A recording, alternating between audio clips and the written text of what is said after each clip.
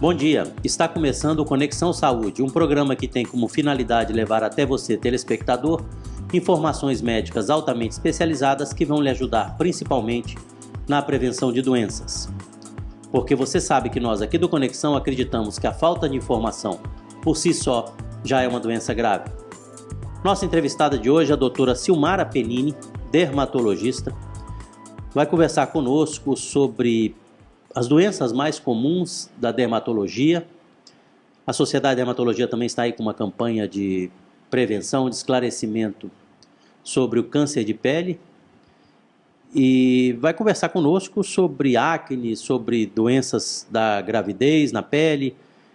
Bom, temos muito que aprender aí, que a doutora Silmara é uma excelente profissional, uma médica muito respeitada aí por todos os colegas, minha amiga. Seja muito bem-vinda. Satisfação tê-la aqui no programa, doutora Silmara. É um prazer enorme. Obrigado. Agradeço o convite. Nós estudamos juntos, viu? Mas eu, né? Não foi isso, Silmara? Foi. Não faz tanto tempo atrás. Vamos lá. Vamos conversar sobre, eu acho que, assim, eu digo o meu exemplo, eu sofri muito com acne, né? Antes até de fazer medicina. E na época não existiam as medicações que existem hoje, né? Acne ainda é um problema, assim, por exemplo, ainda deixa muitas cicatrizes, deixa deformações, ou não? Isso hoje em dia, se começar a cuidar, que você vai dizer quando deve começar a cuidar, é uma doença que pode passar e ir embora sem deixar trauma, cicatrizes? A maioria dos casos de acne ainda ocorre, graças a Deus, os que ocorrem são casos leves, né? Mas, infelizmente, nós ainda temos casos de acne grave, severa e que deixam cicatrizes.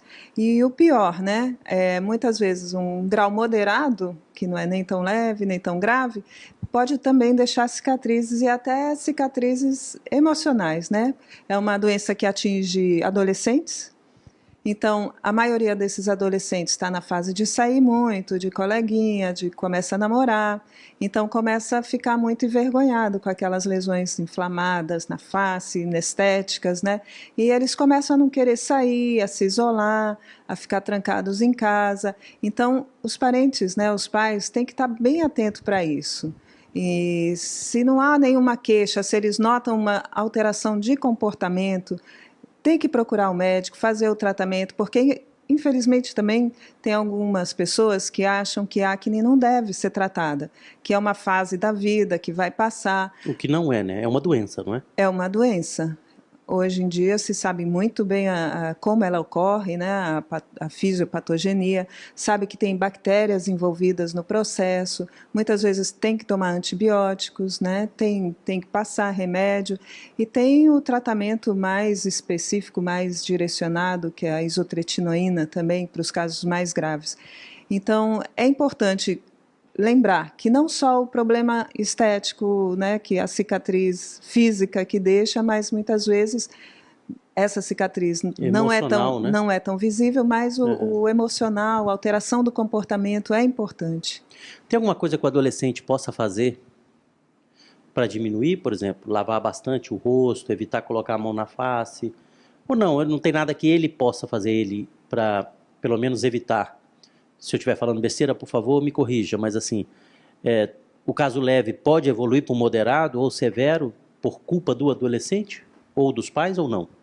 Geralmente tem uma predisposição genética, a pessoa já tem quem tem algum parente que tem uma acne grave, seus filhos têm maior probabilidade de ter essa acne grave, né? Então não depende simplesmente, tão somente do adolescente mexer ou não.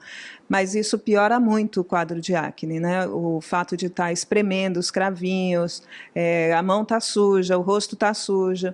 Isso favorece a levar a lesões inflamatórias e essas lesões inflamatórias a deixarem cicatrizes. Além de mexer, se falava muito na questão da alimentação. Tinha um negócio de chocolate, da espinha, não sei e por muitos anos a gente passou falando que não, a alimentação não tem nada a ver e tal, mas hoje já se descobriu alguma coisa relacionada com excesso de doces, né, de açúcar, e excesso também de leite. Então, a gente pede para evitar. Então, tem alguns artigos já falando de leite doce. E aí, secundariamente, o chocolate acaba sendo culpado. Claro, né? tem doce, tem leite, né? Certo. Então, não estavam de todo errados. Mas a questão de fritura, de outros alimentos, não tem muito a ver, não. E a questão de lavar o rosto, né? Lavar o rosto também ajuda muito. Eliminar bactérias, elimina células mortas, mas só que não pode ter um excesso de lavagem, porque os sabões passam a ser irritativos também. Entendi. E deveriam ser, assim, usar no rosto somente o que o dermatologista prescrever, não é isso? Isso. E tem muitos cosméticos aí que não ajudam e podem até muitas vezes atrapalhar, não é isso? Isso, tem uns que são da moda, né? Exato. Que começa a passar propaganda e todo mundo começa a usar. E o uso em excesso também é muito ruim. Pessoa que fica obsessiva, né? Lava o rosto toda hora. Isso é muito ruim. Passa a ser irritativo. Ok, nós vamos ter aqui um rápido intervalo comercial. Questão de 2 minutos, voltamos aqui com Conexão Saúde.